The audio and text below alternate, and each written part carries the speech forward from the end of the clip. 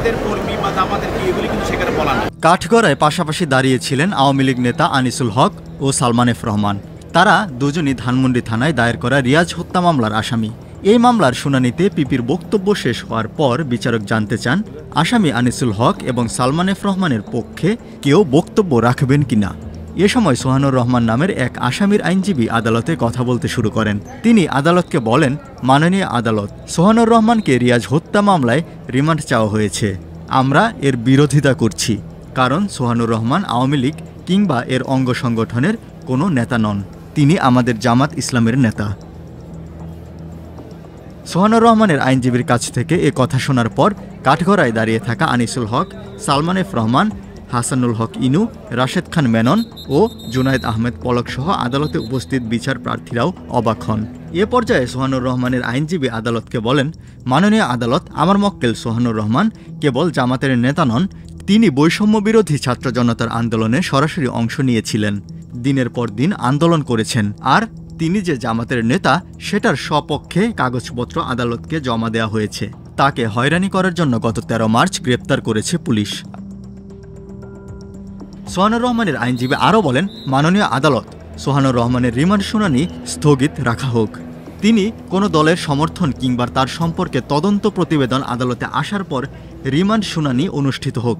তিনি আরও যুক্ত করেন, জীবনের ঝুঁকি নিয়ে বৈষম্য বিরোধী ছাত্র আন্দোলনে অংশ নিয়েছেন, আন্দোলন করেছেন, অথচ বৈষম্য বিরোধী ছাত্র জনতার আন্দোলনের খুনের মামলায় তাকে ফাঁসিয়ে দেওয়া হয়েছে। এখন রিমান্ড চাওয়া হচ্ছে। এটা দুঃখজনক। এ পর্যায়ে বিচারক ঢাকা মহানগর দায়রা জজ আদালতের পিপির বক্তব্য জানতে চান। তখন পিপি আদালতকে বলেন, মাননীয় আদালত, সোহানুর রহমানের আইনজীবী যাই দাবি করুন, মামলার কাগজপত্রের তথ্য অনুযায়ী তিনি কৃষক লীগের নেতা, বরিশাল মেহেন্দিগঞ্জের চর 1 কোরিয়ার 2 নম্বর ওয়ার্ড কৃষক লীগের সাধারণ সম্পাদক। আমরা বলি যে এজাহারে উনি একটা কৃষক লীগের একটা ইউনিয়নের সাধারণ সম্পাদক এজাহারে বলা আছে। এখন সে জামাতের কর্মী বা জামাতের কি এগুলি কিন্তু সেখানে বলা না।